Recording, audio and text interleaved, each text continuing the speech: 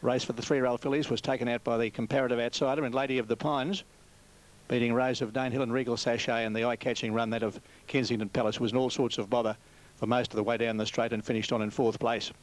The Prior coming up, the inside runner here, Straight Strike, has won his last 2 in the country. Straight Star standing up well, Knightly Sword. Carinia Habit now waiting for Proud Poet and Reaper Barn to complete the line. The Prior stands up well. Video Fan standing up in the desired manner. Navajo Poet, here's Proud Poet coming in. And they're just about set for the Legends Country Cup. Ready to go. Off and running. And Straight Strike jumped nicely with My Brandy Kid. Denvale Miss out quickly also with Carinia Habit and Straight Star and Knightly Sword showing speed early in the piece, and so is Cerberus, followed by Jack Will Do and Proud Poet.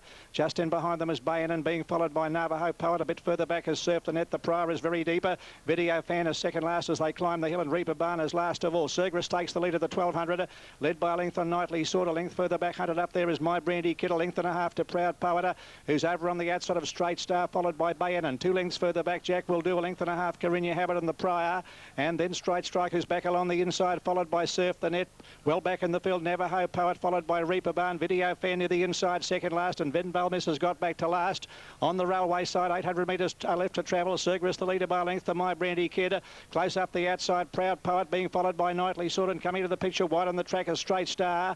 Then Bayan, followed by the Prior, starting a forward move in behind them. Carinia Habit, Video Fan pulled to the outside, and they were followed next then by Straight Strike, and a bit further back to Jack Will Do and Reaper Barn. Behind them is Navajo Poet, and Denvale misses last of all as they race up towards the home turn. They're packing up in the lead. Proud Poet, one of the leaders deep on the track here, being challenged wider on the track by the Prior, who's coming at them, and on the inside Cerberus is still battling away down there in company with My Brandy Kid, and Video Fan is back in behind a wall of horses as they run down with 300 metres left to go. Proud Poet and Video Fan working his way through the field is coming through in the centre. The Prior down the outside, Straight Strike, and Reaper Barn on the outside finishing doggedly. Reaper Barn on the outside looks the danger. Reaper Barn has raced up to the Prior in the final stages, and Reaper Barn wins by a half length. The Prior. Straight Strike is third, then Proud Poet, then Video Fan back behind them, had no luck in the straight. Straight Star, Surf the Net, Carinia Habit further back, followed by Knightly Sword, and a gap then to Jack Will Do. Denvale Miss behind them, followed by Navajo Poet, and well back to Bayan and My Brandy Kid, and Cerberus has run last.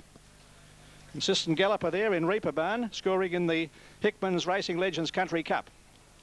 Number 4, Reaper Barn, ridden by Damien Oliver, winning treble to Damien here this afternoon, with a polished ride there once again on Reaper Barn for George Simons. Congratulations to him.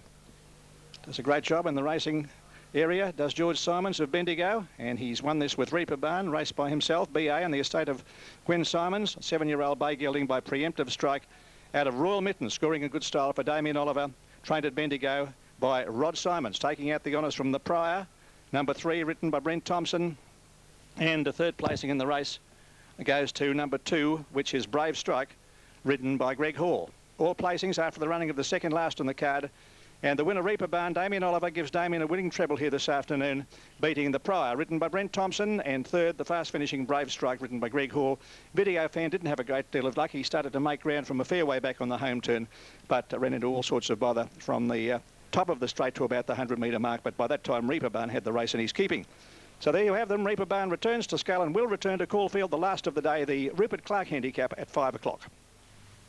Big effort from the wide barrier there, Reaper. Big Tricky, 930, 180. 6 Scampi, Maravu, 150. Elatomo, 180. 1790, Quinella Trifecta, 270.80. So not only did Glenn Frost pick up a $3,000 bonus for training 3 winners on the program, he Quinella'd the race to do it. Top effort. He's a Dane as the late mail at Rose Hill, number 4, to be ridden by... Coming up well. Blue Eagle, it matches his price on track. He's the favourite, as you would well expect. He's only had 2 runs back from a break. Track record win at Ballarat last start. And approaching the last here at Caulfield on 1,000 Guineas Day, joined by one of Melbourne's most popular jockeys. He certainly has the best strike rate, at least leading into today at Caulfield, Greg Childs. And you reckon Damien Oliver might be pushing you for your strike rate here? I would say he might have passed me with 3 winners today for Damien. Well, let's look at your ride in the last Magic View. 3rd last time out. That was a good run. It was a restricted race at Sandown over the mile, a distance not suited for this horse. The 2-4, he'll be much better at home. He'll run close to the pace, and let's hope he's good enough to get home. Well, hopefully the punters will be following your good advice there. That start point for this next race, 2,400 metres, you'll be starting from there Saturday in the Foster's Caulfield Cup with Ebony Grove. That's right. I picked up the ride from Shane Dye, who's suspended, and it's an excellent ride to be on. He's a proven horse over the journey, winning the winning the AJC Derby, and he's in fine fettle. He ran home strongly for 4th in the Metropolitan. Well, all the best for Saturday in the Cup, and let's hope we get Magic View home for the punters in the next. Yes, thanks very much. Greg Childs there is looking to continue a great run of winning form with Magic View in the last. Good on you, Brendan. Now they're nearly ready for race 7, 240 for I'm a Chef, number 4. We've got 360 for Chatter, number 2, and 660 for 9, Hanrahan. Let's go back to the mounting yard at Caulfield. Here again is Brendan. Back here at Caulfield on 1,000 Guineas Day, one of the most important components of racing, especially come prize-giving time, is the trophies. I'm joined by Steve Nathan from Hickman's, who puts the polish on the wonderful trophies we've seen today. And Steve, even more importantly, for the big Caulfield Cup sponsored by Foster's on Saturday. Yeah, that's right, Brendan. We've been doing the Caulfield Cup for quite a few years now, and that's probably our most prestigious trophy that we do. It's really a champion trophy. Yeah. How much work goes into designing and then, I suppose, constructing all of these wonderful trophies which you make? Well, the Caulfield Cup's the same design over the years, and but the time and effort that goes into it is quite time-consuming, Brendan. Yeah, a lot of work goes into that. Well, with the trophies going off today, have you managed to back a winner with a few of your trophies being presented? Oh, actually, my wife backed Lady of the Pines, which gave her a good collect. But no, personally, I haven't had a win myself. So your wife's paying for dinner tonight? Oh, for sure, for sure. Well, all the best, and I suppose you'll be very proud come Saturday with the Foster's Caulfield Cup trophy being held aloft. Yes, we are. We're always proud to work with VATC. They're a terrific club, and I hope everything goes well for them on Saturday. Wonderful. Thanks very much. Thank you, Brendan. Steve Nathan there from Hickman's Trophies, and they do a wonderful job providing the trophies for the VATC. Here is a big part of the Foster's Caulfield Cup Carnival. Too right, Brendan. Now these runners are at the start for the next at Canberra. It's race number 7, 260 for number 2, Chatter. We've got Christopher Dale at 26. I'm a Chef, 350, 820 for Drop a Red Hanrahan at $8.30. And they'll be coming up very shortly. Well, we might take you back once again to Brendan as you head towards the last race today at Caulfield. Okay, thanks for that. Hilton back here at Caulfield, joined by one of the legends of the men in silks, Roy Higgins. How are you, Roy? I'm fine. The silks don't fit anymore. Well, that's a trouble for all of us. Bart, we wanted to get on. He's gone off to have a bet on Camargo, his horse. Do you fancy its chances? I think it'll run well, the horse. He's going to ride it back. They seem to be coming from behind and working out, so typical of the Cummings horses. Look, he's just improved each time I've saw him in the mounting yard. Looked a treat here today, and he will run well. It's a tough race. You know, there's a lot of ordinary horses in it, and No Need looks very well. Yasmi, $380,000 yearling. He looked excellent in the yard. That's the 10. So it's a pretty open race, pretty hard race, actually, to finish the day off. A question about racing patterns. We saw them come down the outside and the churn side. I know the inside seemed disadvantaged. Well, I just had a quick talk with Darren Beedman on his way out to ride in this race, and I just asked him straight out. I said, what's wrong with the inside? And he said, well, it's just getting a bit loose. He said, a little bit of wear and tear in there, and apparently they have been asked by the stewards and or officials, and they're talking about putting the rail out as far as 6 metres for the Caulfield Cup on Saturday to give every horse an equal chance. But I'm quite surprised to hear that, because this track... Well, we might just interrupt there. They just jumped at Canberra, so we'll go there and come back. Just stay there. Away in the straight. They've still got more than a metric mile to run, and I'm a Chef takes up the front running. Shows the way over Stanley B second. Chatter is going to have a nice run behind the leader third. First up today, Brentwood Trick is fourth as they go past the judge 2 rounds out. Speed looks very slow, 41.2 the lead time. Christopher Dale 3 back the inside there of Drop a Red, and the last quartet of the Rope Splicer diving back to the pegs over Hanrahan. Second last is Chesternut, and Stormy Nation can see all of his contestants at the moment as they get to the lap and 3/4 mark now, and I'm a Chef having, well, a bit of a bludgeon in front, to tell you the truth. Getting it nice and easy. 5 metres in front of Stanley B and Chatter the leader's back. At the moment, 1-1 Brentwood Trick. Then Christopher Dale cluttered up as going round them Drop a Red. Driver not happy with the speed and he's keen to find the death seat. The Rope Splicer comes off the inside now. He's racing solo, one out, tagged forward by Hanrahan. Second last is Chestnut, and last of all Stormy Nation. 34.4 the first quarter. I'm a Chef's headed all his own way in front. Second Chatter behind the leader. Stanley B is outside the leader, and Dropper Red's been caught 3 deep for the last quarter as the bell sounds. Further back Brentwood Trick outside of Christopher Dale, the Rope Splicer. Hanrahan, Chestnut and Stormy Nation.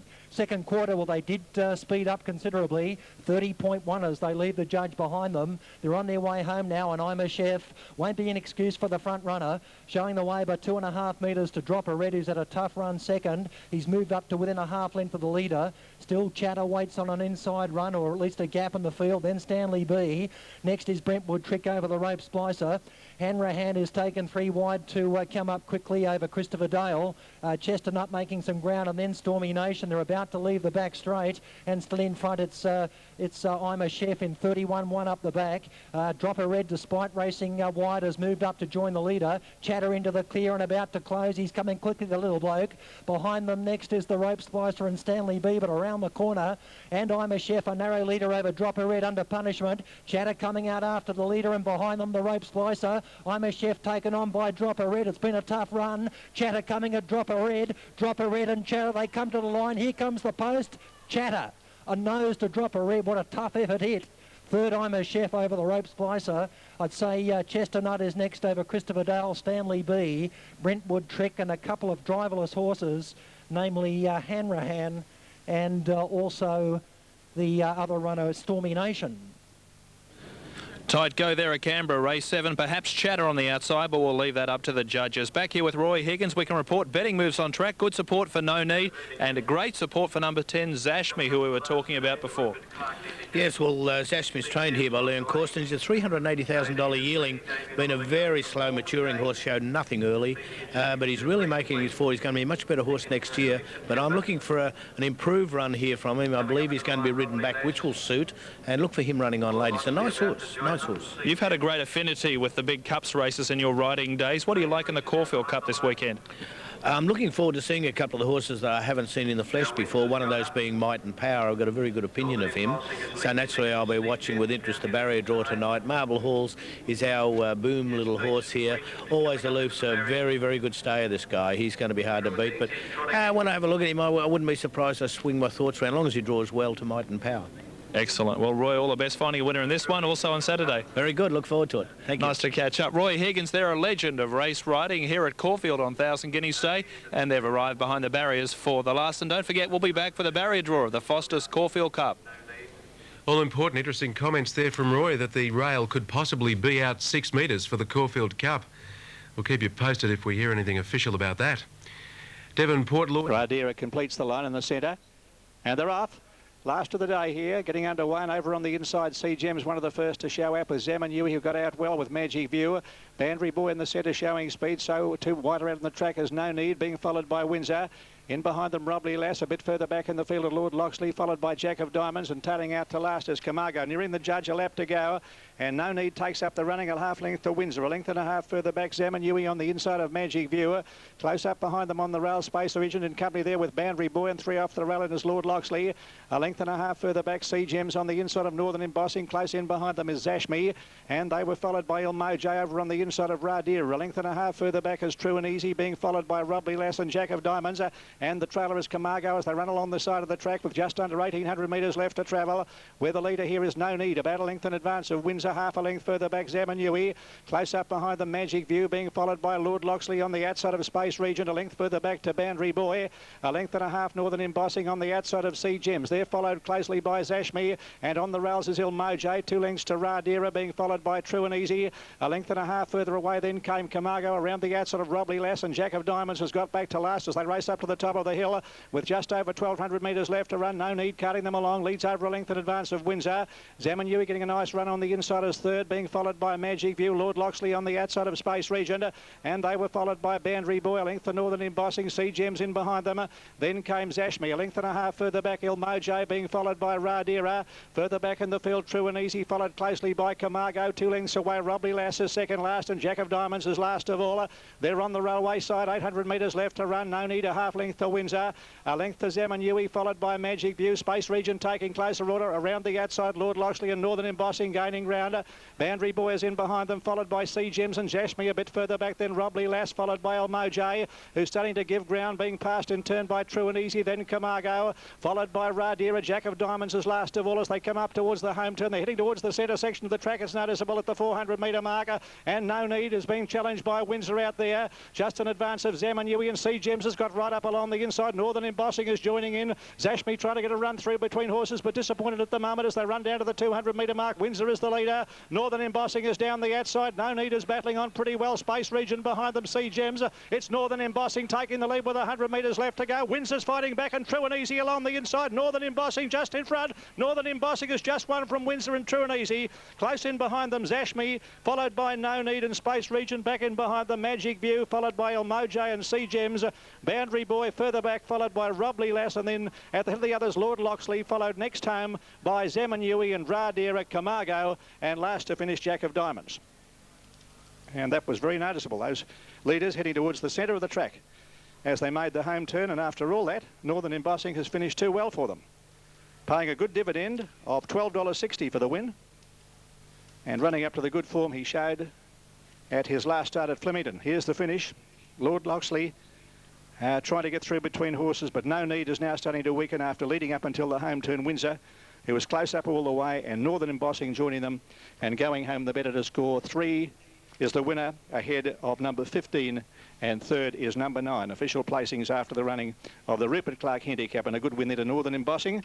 In the last of the day, written by Craig Williams, raced by Mr. M. Caruso, trained by Mark Young at Geelong, and just holding out Windsor, who battled back strongly with True and Easy in third place. 3, the winner, ahead of 15, and number 9 is third. We wrap it up from Caulfield. Look forward to being with you at Maui, first of 8 races, Maui Cup Day at 12:28.